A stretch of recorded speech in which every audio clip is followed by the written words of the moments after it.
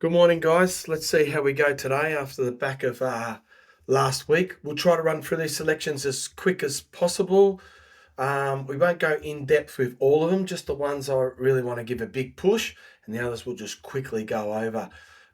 We'll start with Brisbane, then go to Adelaide. That's where I reckon my best selections are today. That's more interstate than Sydney and Melbourne. It's just really competitive. A lot of horses first up, a lot of question marks, but that's not to say we can't win there. All right, let's start with Brisbane. I've got only one selection here, and that is in Brisbane Race 5, number 15, Kickatinalong. All right, I love this name here. Again, this is very much like our selection last week, Walsh Bay. Switching from tracks. This horse now, instead of switching from Doomben to Eagle Farm, we've got a horse switching from Eagle Farm to Doomben. It's a front runner. It's a horse on the way up. Gets a good claim from Ceolwulf, which is a good claiming jockey. And fourth up, 1400 last start. Steps up from the 14 to 1600, a leader in Doomben. And I really like this run. I think it's a front-running horse that will just keep going. Just keep going. It's the extra distance. Even if it's a front runner, got run down last start, it'll keep going. This is the sort of things you've got to look for. This is the horse here in the red. Had a tearaway leader. It never looks like it's going to get the lead up, but it just, at the last 100, watch what it does. This horse, to me, looks like it's a front running, one pace dimension. So I hope they go to the front and roll along. Here it is here. Here's that grey leader. They're gone hard in front, by the way, as well. And you'll see him now start to, look, he's just going at the one pace. There's no acceleration. And these horses, you think we're going to swamp him. There's a leader now caving in. And look at him just keep coming and coming and coming. And he's still coming through the line here. So I think that is a really, really good sign. There's been money for this horse, and we're confident him over the 4th up, Mile, Doomben, Cherry Ripe. As long as they ride him that way, they don't ride him to sprint, they lead and just keep going with him. Let's see how he goes. Kick a tin along. All right, let's go to Morpheville, race 2, number 1, Active Duty. This is a short one. We're happy to put it in. We just think this horse will be really hard to beat. This is a very average race in Adelaide. He's won a Geelong benchmark 64, and he's in a no metropolitan win in Adelaide. So these are horses in the last year have not won in the Metrop, in the city on a Saturday. So, benchmark 64 Geelong is better class than this. It actually doesn't go up in weight. And you've got Jared Fry, same jockey, third up. I think he'll be fitter. What he did third up, off a 7-week spell. He won at Warrnambool by 4.3 at benchmark 64. He's ran a good second at benchmark 64 in Moonee Valley. And we just think he's going to be really hard to beat. Morpheville race 2, number 1, Active Duty. All right, Morpheville race 7, number 8, Pearl Adios. I really think I found one here. Originally from this barrier 12, I didn't like it because Morpheville Parks, you don't want to get too far out of its ground, and this horse gets far back. But T. Johnson's ridden this horse before and taken it forward. And I think they're going to go forward on the horse. You look at the speed map here. It's drawn barrier 11 with these speed horses, Nacho. I believe they're going to go forward and follow these speed horses across. And he's going to get across here. I really believe that. Number 1. That's point number 1. We've got 3 points on this horse. Point number 1, he'll go forward. I hope they're thinking the way I'm thinking they really should be, and he's gone forward on it before and done that. That's point number 1. Point number 2, the form of this horse. As you can see, he's won over the 1400, 15, 1600. He goes on a heavy 10. He doesn't like the wet. Look at that, 5 starts for a third, 2 starts for 1 second. He does not like to give out of the track. He doesn't like 1200 much. He's gone on a heavy 10, right? He's done nothing there. Then second up, these horses second up, if they want more ground, they should be jumping up in distance. He didn't. That takes the sprint out of the legs. Well, he shouldn't have run well, and he did. He ran third, beaten 1.3 lengths over the 1200. Today, he steps over to 14. He's going to go forward. Look at this run.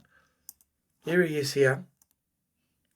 This is him here. He was sitting about midfield. He loses his position, gets held up, and storms home when really he shouldn't have had the sprint in his legs. I think he's in top form, this horse, at a good price. It's a competitive race, but him taking out the competition in the race, I love the way this horse is going. Extra territory in fifth position as they sprint up. Let's just take the volume off. Here he is here. Like I said, he was in a midfield position. Look at him here. Gets caught up behind a tired horse. Just changed jockeys, by the way. And he gets shuffled back from midfield to last. All right. And then he's in here, can't get a run. Number one. Look, he still quite can't get clear. How does he run third at this point? There's at the 200 metre mark. He's out of the picture here, guys. Just see his head. Now, at the 100, he's still second last. He comes home to run third. I mean, you can't get more than this. There he is after the line, still hitting the line. You can't get a stronger selection than this, and he's paying $10. So, really, there's no money for him. I'm not sure why. Again, we want to see him sort of hold his price, maybe go to 12. I've got a maximum price around $13. If he blows out more than $13, I'll be a little bit concerned. But anything under that, I'm really confident this horse will run a price for us. Number 8, Pearl Adios in Morpheville, race 7. All right, let's go to Morpheville, race 9, number 15, Bad Detective. I'm not overly wrapped in this horse, but I am in his profile. Just have to have him. Good strike rate again, 9 starts, 3 wins. Third up, I've checked the run. Everything looked good. Again, rating pattern. You can see he's actually won at this track and this distance by 5 lengths at Morpheville Park. He looks ready to go. Drops in weight. Alana Livesey, she does the job well. And I think, Morpheville race 9, number 15, Bad Detective, we have to be on, with this profile and this price. Moonee Valley race 2, number 9, Stupendous. Again, I just at the price have to be on this horse here. He's in top form. He hasn't got a good strike rate, but his recent form, they've got him going really well. I love the weight. He's coming way down in weight. And you can see he's run second to Moonlight Circus while he was second up. And I thought that was a really good run. And he gets 5 kilograms off that horse. And that horse is paying about $3.40 and we're at $9. I think Moonee Valley was sued, up on the pace, fit. Got a few up-and-comers in this race, which we're scared of. The one I'm mainly scared of, I think this number 11, Yachio for Mick Price and Williams will be hard to beat. But at the price, I'm willing to take him on with Moonee Valley race 2, number 9, Stupendous. All right, Moonee Valley race 5, number 3, Angel Capital. Hasn't had a run for a long time, but this horse is rating well above. It's probably a pretty good price at 260, 270. Look at us, how long. Our first notes, I heard Clinton talk about this horse before it ever ran, said he thought it was the best horse he ever had. So, and 1.5 above average, 3 lengths above average, 1.5 lengths above average. This has been at Moonee Valley. Look, he's at least a 1.5 length above average. Doesn't put him in, the real top bracket. He's got to get about 3 lengths above average. But yeah, look, this run at Moonee Valley being Basusto was very impressive, and he hasn't got really much to beat. Zoo Sensation here is not set up to win this race, even though it's good. Compelling Truth, It's got to give it weight. Merville Rose. Red Hot Nick is in form. Moonee Valley might run him along. I reckon who's riding? Lane's on Angel Capital. I don't think from the one he'll let Red Hot Nick get away. I think he'll stoke him up and be hunting Red Hot Nick and hunting him down in the straight. Anyway, he's a class horse. We have to have him first up. Running at this distance, I'm sure Wallace won't be running him unless his rider's a valuable colt. And around 260, 270, that's a pretty good price. Angel Capital. Moonee Valley, race 8, number 7, Desert Lightning. We have made it our dynamite bet. I just think it's set up. Today is his day. You've got to think Moonee hasn't had him that long, only 8 starts.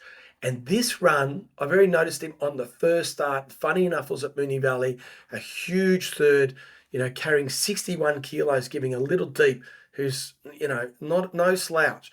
An Arkansas kid's a classy horse, giving them, 6 to 7 kilos. And he was caught 3 deep with no cover, just kept hitting the run, hitting the line. So, and then he beats, second up, which is, we've got the same setup here. He went on and beat Craig, giving it 5.5 kilos. And as you know, Craig is a good horse. So he doesn't like wet tracks. Heavy 8 here. This run against Randwick, against Jimmy Star at Wait for Age and Jolly Star and such, even though he was bought 3.6 lengths, he was caught deep the whole way. It was actually a massive run at Wait for Age behind then. Then you see he hits the heavy track. Ran second to Transatlantic, another good horse, giving it 5 kilos. And then, in the Group 1, Stradbroke, great run there behind War Machine. These are Group 1 races. He's just, he's either hit a wet track or had to give class horses weight and, they haven't been beaten far. And then we've got this second on a soft 6, which he doesn't like to private eye. His good performance against Craig, second up, he really improved. Just think Moonee Valley, fit, are going to be up on the pace. These horses, his danger here is going to get back. I'm sure it's going to get back. Maria. I think they're reading too much into his run. I think it suited it, the wet track. Second up, won't sprint as well. Barrier's got to get back. That's its main danger.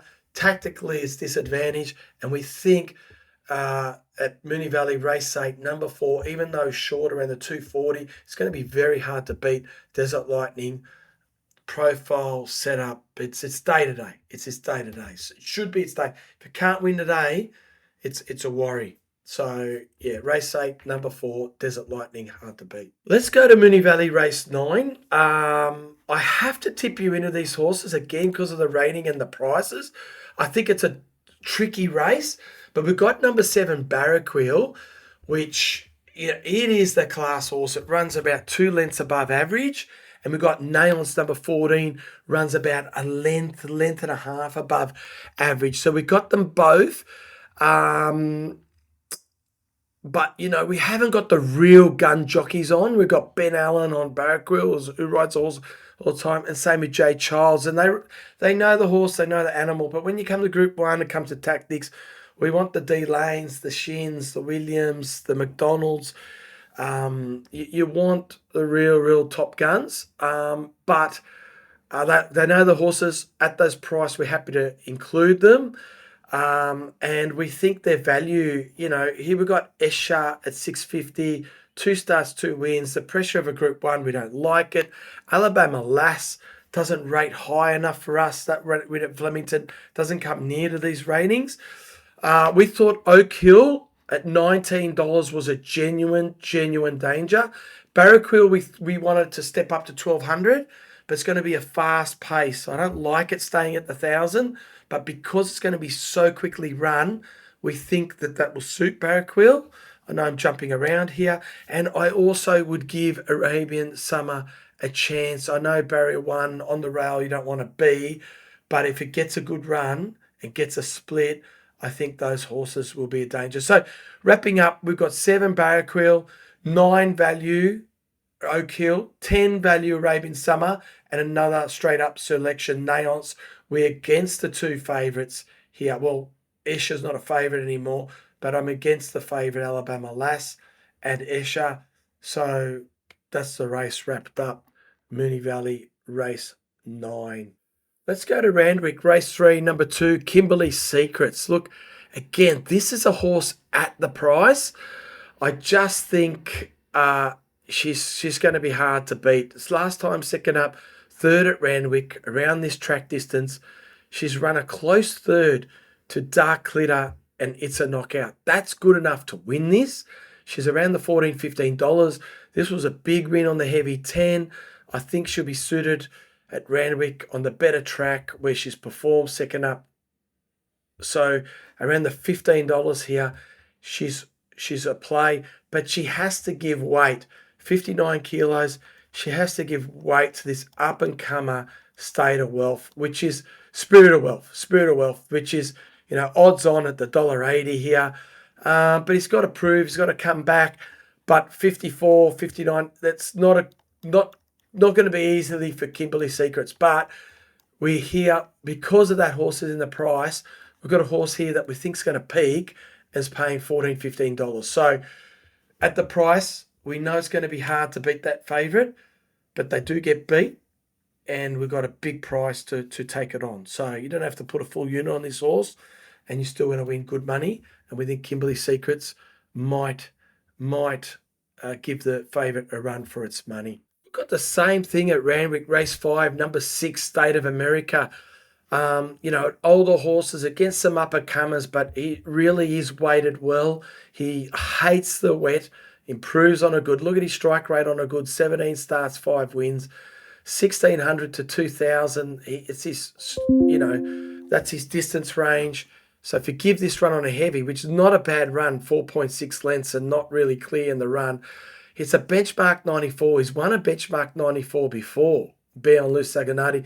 These horses haven't done that.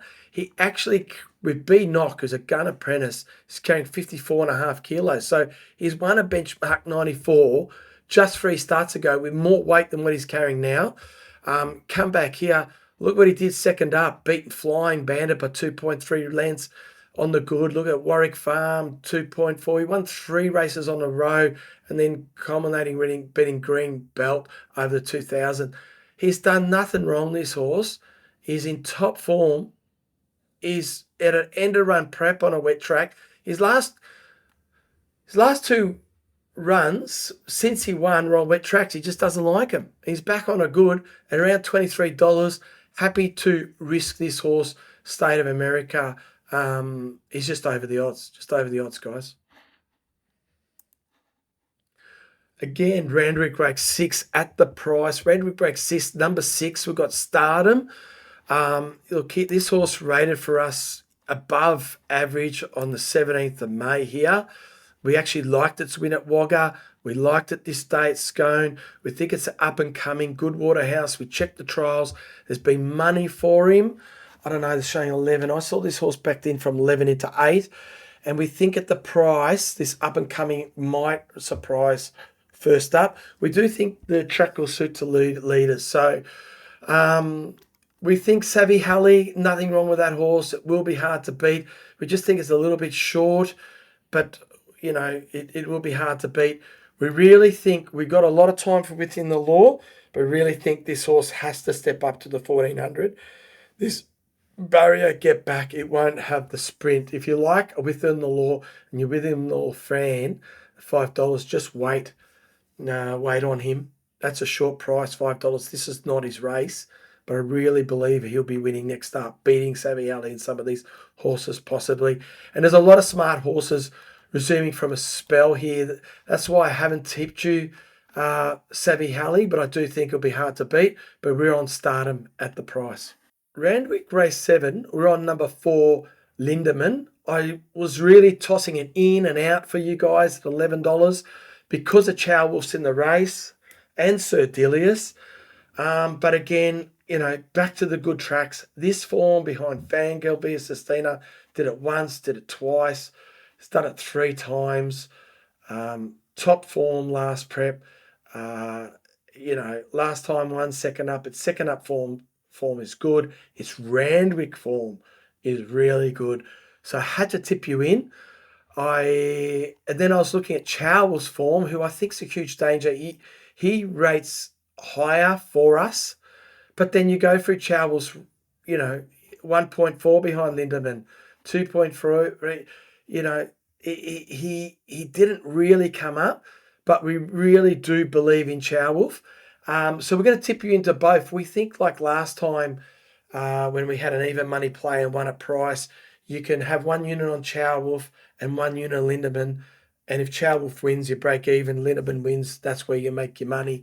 I think Ceolwulf, I don't like from the heavy 10 of the good track, but I heard they're going to ride this horse more forward.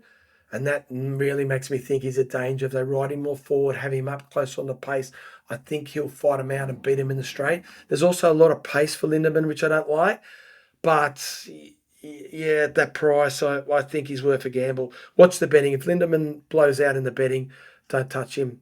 So, but just with that form, I had to include him at that price. Am I booming confidence? No. But it's not all about confidence and thinking a horse can win. It does come down to price, and we're happy to have him in at $11, Lindermann. Hey, good luck. Tough day, especially in Sydney and Melbourne. I like those Adelaide-Brisbane bet. But if we get one up in Melbourne and we do well in Sydney and Melbourne, we're going to have another good day. All right, guys. The Sydney-Melbourne better bets are coming in the next 6-7 weeks. October, late September, October, you can really hang your hat on some horses. That's when the good selections will be coming up. Thanks, guys. Have a good day. See you Monday for the review. Imagine what you could be buying instead. For free and confidential support, call 1-800-858-858 or visit gamblinghelponline.org.au.